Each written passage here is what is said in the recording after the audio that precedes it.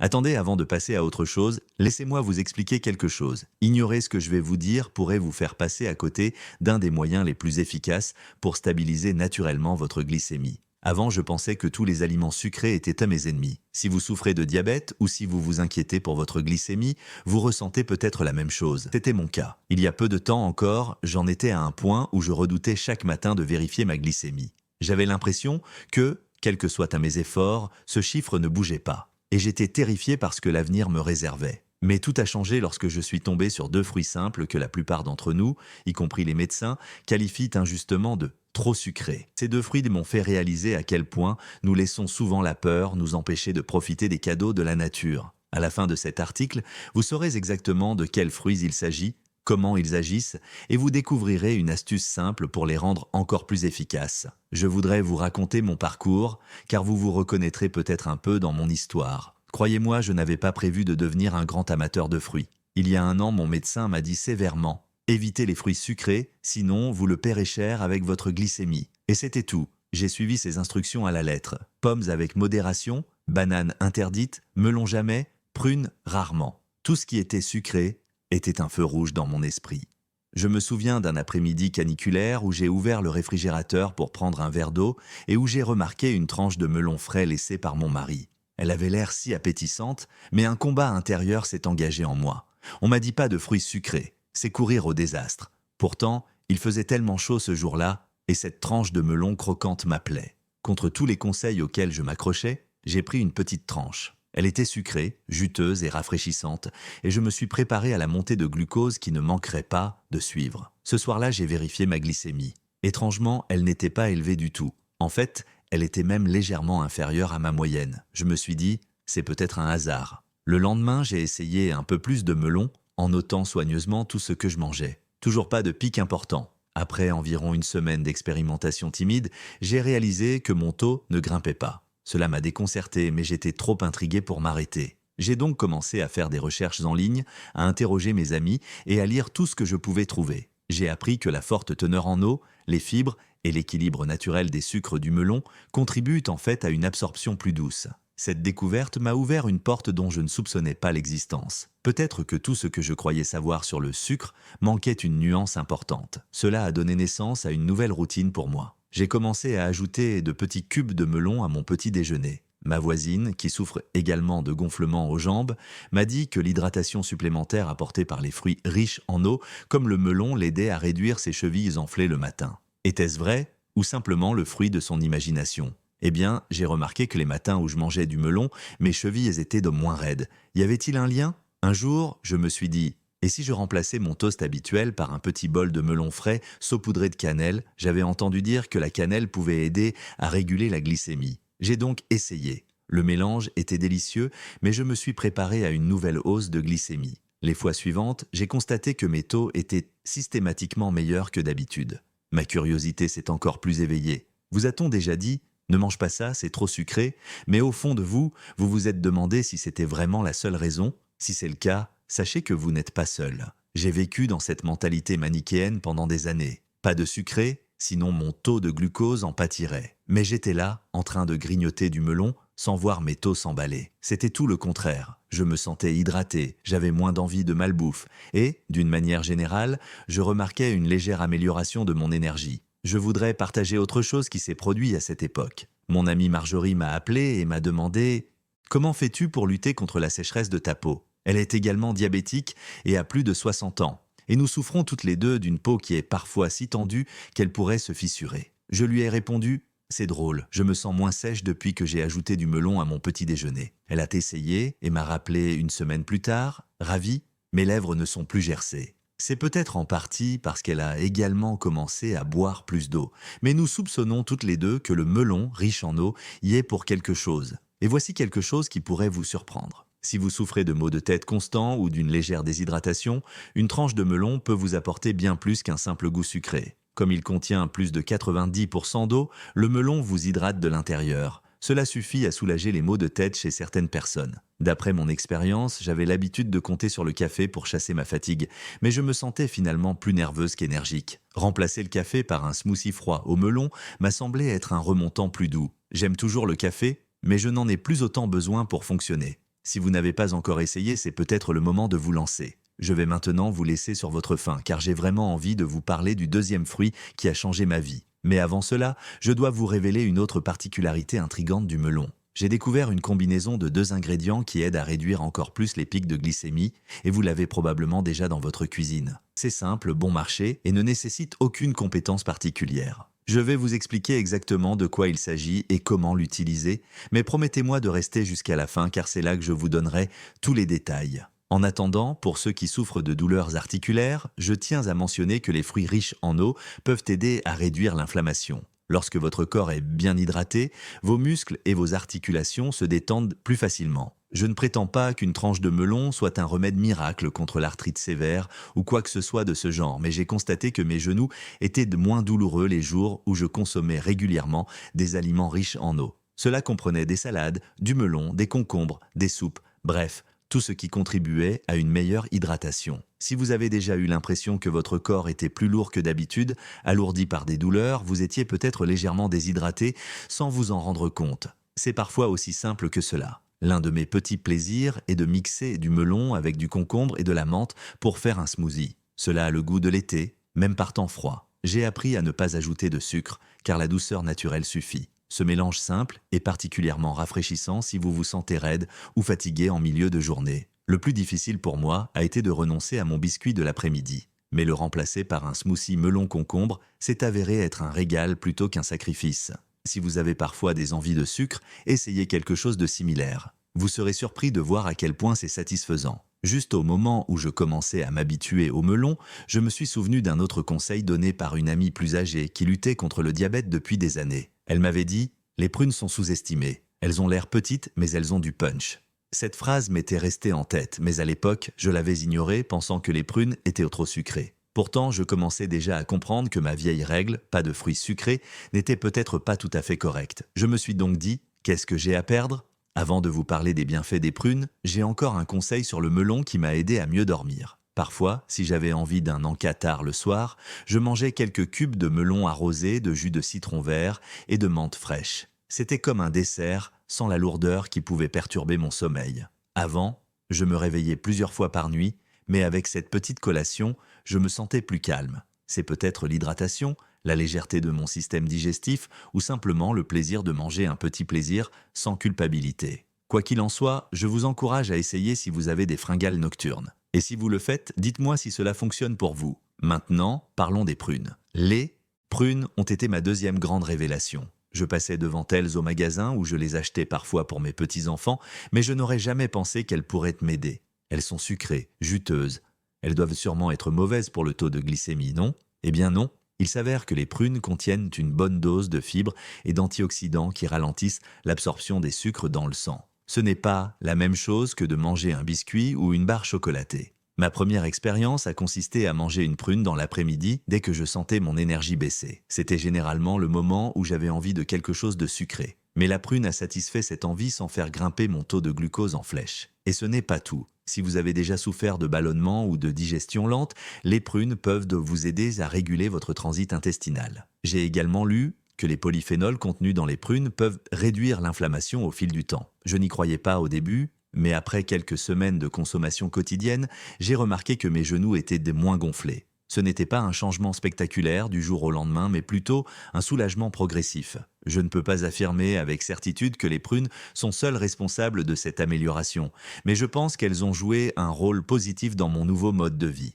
Voici une astuce rapide à base de 2 ingrédients qui aident à réduire le taux de sucre dans le sang après les repas. Cela prend littéralement 5 minutes à préparer et c'est délicieux. Je vous donnerai bientôt plus de détails, mais je voudrais d'abord vous expliquer pourquoi les prunes sont également bonnes pour les os, un bienfait dont on parle rarement. Certaines recherches suggèrent que la consommation régulière de prunes peut ralentir la perte osseuse chez les personnes âgées, en particulier chez les femmes. Compte tenu de la fragilité de nos os avec l'âge, ce n'est pas négligeable. Quand j'ai lu cela pour la première fois, je me suis dit « D'accord, petite prune, tu es peut-être plus puissante que tu n'en as l'air ». Ma vieille voisine, Rita, a essayé de manger des prunes tous les jours pendant 2 semaines. Elle m'a appelé, ravie de constater que ses chevilles étaient moins enflées à la fin de la journée. Elle était du genre à refuser catégoriquement les fruits sucrés, son enthousiasme me semblait donc presque comique. Elle m'a dit « J'aurais aimé ne pas avoir passé toutes ces années à les éviter ». Si vous vous reconnaissez dans cette histoire, si vous avez l'impression d'être passé à côté de quelque chose,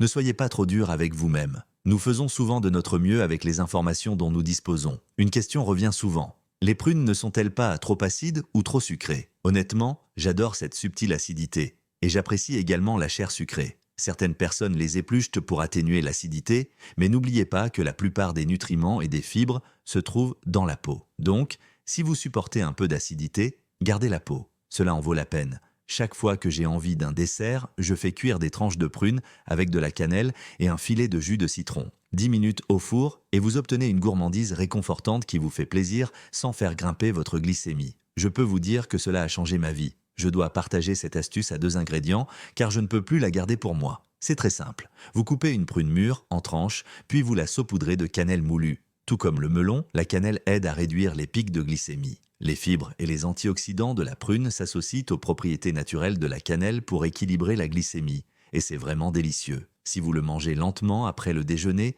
vous remarquerez peut-être que votre coup de barre habituel de l'après-midi n'est pas aussi violent. En tout cas, ça a marché pour moi. De plus, vous vous faites plaisir sans culpabiliser. Vous vous demandez peut-être encore comment des fruits sucrés peuvent-ils être bons pour mon diabète? C'est la même question que je me suis posée. La réponse est simple, les sucres naturels des fruits, associés aux fibres et à l'eau, se comportent différemment du sucre raffiné ou des sucreries. Les fibres ralentissent l'absorption, l'eau aide à diluer les sucres et le corps bénéficie d'un apport énergétique régulier au lieu d'un pic glycémique. Bien sûr, chaque organisme est unique. Si vous avez des inquiétudes, il est préférable de surveiller votre glycémie pour voir comment le melon ou les prunes vous affectent personnellement. C'est exactement ce que j'ai fait. J'ai pris ma glycémie fréquemment au début, ce qui m'a permis de me fier à mes résultats plutôt que de faire des suppositions. À peu près au moment où j'ai commencé à remarquer ces améliorations, j'avais rendez-vous chez mon médecin. J'ai parlé à mon médecin de ma nouvelle passion pour le melon et les prunes.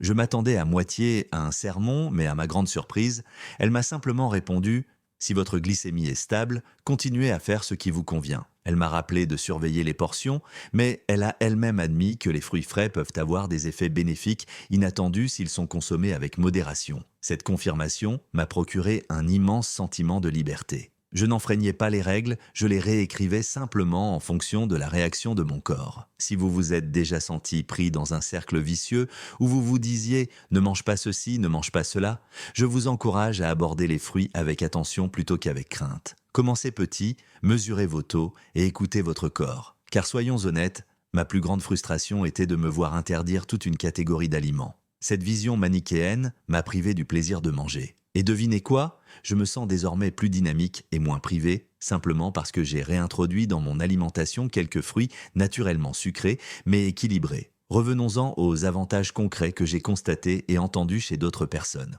Depuis que j'ai intégré le melon et les prunes à mon alimentation, j'ai plus d'énergie tout au long de la journée. Je ne ressens plus autant le coup de barre de 15 heures qu'avant. Ma voisine, qui avait les chevilles enflées, se sent plus légère. Et mon amie Marjorie ne se plaint plus de ses lèvres gercées. Ce sont ces petites victoires qui s'additionnent. Si vous souffrez de douleurs articulaires, pensez à l'hydratation apportée par le melon et aux composés anti-inflammatoires contenus dans les prunes. Encore une fois, personne ne dit que c'est un remède miracle qui remplace les médicaments, mais si cela apporte ne serait-ce qu'un peu de soulagement, cela vaut la peine d'essayer, non? Cela peut paraître étrange, mais je tiens désormais un petit journal alimentaire. Pas de manière restrictive, mais plutôt par curiosité. Je note comment je me sens après avoir mangé du melon ou des prunes et si je remarque une différence au niveau de la raideur de mes articulations ou de mon niveau d'énergie. Cela m'a aidé à repérer des tendances que je n'avais jamais remarquées auparavant. Par exemple, j'ai réalisé que si je mangeais du melon en début de journée, je me sentais plus alerte. Si je mangeais une petite portion de prunes en dessert le soir, je dormais mieux. Ce n'est peut-être pas universel, mais c'est mon cas. Votre corps vous parle peut-être différemment. Le mieux, c'est que ces fruits ne sont pas chers. Et quand c'est la saison, on en trouve partout. Mon mari me taquine maintenant parce que je mets toujours quelques melons et prunes supplémentaires dans notre caddie. Mais cela ne me dérange pas, je me sens mieux. C'est ce qui compte. Et si vous vous inquiétez du coût, croyez-moi, c'est moins cher que tous les compléments alimentaires fantaisistes que j'ai essayés par le passé. Parfois, les solutions naturelles sont plus abordables qu'on ne le pense. Si vous craignez toujours une augmentation de votre glycémie, voici mon conseil. Testez. Mangez une demi-tasse de melon, puis vérifiez votre glycémie. Essayez une prune avec de la cannelle, puis testez à nouveau. Laissez ces résultats vous guider. Si vous constatez que vos taux sont stables, vous aurez la preuve concrète que tous les sucres ne sont pas mauvais. Si, pour une raison quelconque, cela ne fonctionne pas pour vous, au moins vous le saurez. Nous sommes tous uniques, et c'est très bien ainsi. Je voudrais revenir sur la combinaison facile avec le melon dont je vous ai parlé plus tôt, celle qui utilise un ingrédient courant dans toutes les cuisines pour réduire encore davantage les pics de glycémie. C'est tellement simple que vous allez peut-être en rire. Prenez un bol de cubes de melon réfrigéré, environ une tasse, puis saupoudrez-les légèrement de cannelle comme je le fais avec les prunes. C'est tout. La combinaison de l'hydratation du melon et de la capacité de la cannelle à améliorer la sensibilité à l'insuline peut faire une différence notable. Pour varier les plaisirs, j'ajoute parfois quelques gouttes de jus de citron vert ou un peu de menthe hachée. C'est incroyablement rafraîchissant et cela ressemble à un dessert, même si c'est très simple. J'encourage toujours les gens à essayer au moins une fois. Maintenant, pour ceux d'entre vous qui aiment expérimenter, voici quelques-unes de mes façons préférées d'intégrer le melon ou les prunes dans vos repas quotidiens. Je peux couper du melon dans mon porridge du matin sans ajouter de sucre et me contenter de sa saveur naturelle. Je peux aussi ajouter des tranches de prunes à une salade d'épinards avec des noix et une vinaigrette légère à l'huile d'olive. Si j'ai envie de quelque chose de frais par une journée chaude, je congèle des morceaux de melon et je les mange comme des glaces. Quant aux prunes, je les fais cuire au four avec une pincée de cannelle pour les transformer en une gourmandise chaude qui remplace avantageusement un dessert riche en sucre. Parfois, j'accompagne une prune fraîche d'une poignée de noix pour le goûter. Ce mélange de graisse saine, de fibres et de sucre naturel me permet de contrôler mes envies. Un petit conseil, si vous avez des petits-enfants, montrez-leur que vous appréciez ces fruits.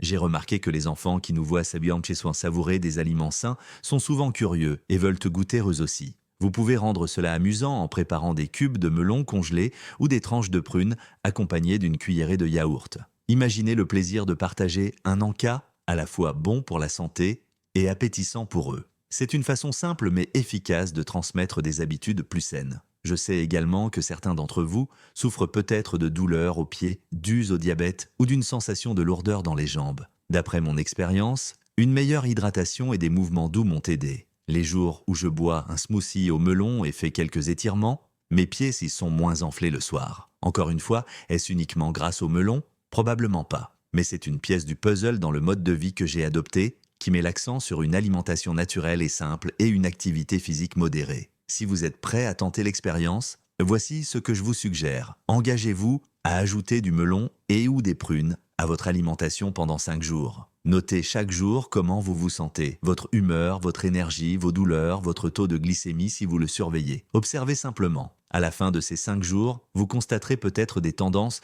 que vous n'aviez jamais remarquées auparavant, comme une meilleure digestion ou des chiffres plus stables. Si cela ne vous aide pas, vous pouvez toujours revenir à vos anciennes habitudes. Mais si cela vous aide, vous pourriez découvrir un outil simple et délicieux que vous évitiez sans raison valable. Je dois mentionner un autre point essentiel. Même si le melon et les prunes m'ont fait beaucoup de bien, ils ne doivent pas vous empêcher de prendre en charge les autres aspects du diabète. Il faut continuer à surveiller les portions, l'alimentation globale, les médicaments prescrits et l'activité physique. Je partage mon expérience dans l'espoir qu'elle vous motive, et non pour remplacer l'avis d'un médecin. Tenez toujours votre médecin informé si vous modifiez considérablement votre alimentation, en particulier si vous prenez des médicaments. Maintenant, si l'un de ces conseils vous interpelle, n'hésitez pas à m'en faire part. Écrivez le mot « melon » si vous êtes prêt à essayer le melon, ou « prune » si vous êtes curieux de découvrir les prunes, ou les deux mots si vous êtes prêt à tenter l'expérience ultime avec ces fruits. En écrivant cela dans les commentaires, vous ne vous confiez pas seulement à moi, vous rassurez peut-être quelqu'un d'autre qui hésite encore. Parfois, voir d'autres personnes faire un petit pas est tout ce dont nous avons besoin pour trouver le courage d'agir. Avant de conclure, j'aimerais vous raconter une dernière anecdote personnelle. Le moment le plus difficile de ma vie a été lorsque j'ai réalisé que j'avais peur de manger des fruits. Cette peur m'empêchait de profiter des petits plaisirs de la vie. Après tout, les fruits ne sont-ils pas un cadeau de la nature? Je regardais les autres manger joyeusement des tranches de melon lors d'un barbecue estival, tandis que je sirotais de l'eau dans un coin, inquiète pour mon taux de glucose. Je me souviens même avoir refusé une tarte aux prunes préparée par ma petite fille, ce qui m'a brisé le cœur, car elle était tellement heureuse de la partager. Mais une fois que j'ai compris que toutes les sucreries ne se valaient pas, j'ai ouvert les yeux sur une approche plus équilibrée. J'ai goûté le melon, puis les prunes, et mes taux sont restés stables. Mon médecin m'a encouragé. Ma peau était moins sèche, je me sentais mieux hydraté et j'avais moins envie de sucreries. Industriel, mieux encore, j'ai redécouvert le plaisir de manger sans anxiété constante. C'est ce que je vous souhaite aussi. La vie est trop courte pour être prisonnière de la peur de la nourriture. Si la nature nous offre ces fruits merveilleux et juteux qui peuvent à la fois satisfaire notre envie de sucrer et être bons pour notre santé, pourquoi ne pas leur donner une chance? Si vous êtes prudent, commencez petit. Allez-y doucement. Surveillez votre consommation de sucre. Ne laissez pas des conseils dépassés vous priver de quelque chose qui pourrait vous être vraiment bénéfique. Si vous voulez vivre plus longtemps, vous sentir mieux et prendre vraiment soin de votre corps, ne vous arrêtez pas là. Regardez la vidéo qui apparaît sur votre écran, elle pourrait tout changer.